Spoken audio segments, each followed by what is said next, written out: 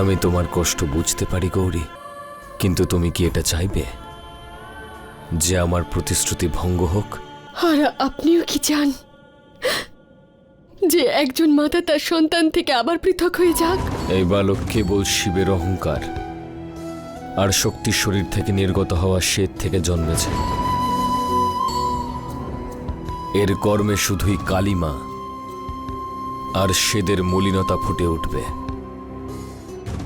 কিন্তু তারপরেও এর নিজের কাছে অবশ্যই সুযোগ থাকবে সুপথ বা কুপথ বেছে নেবার।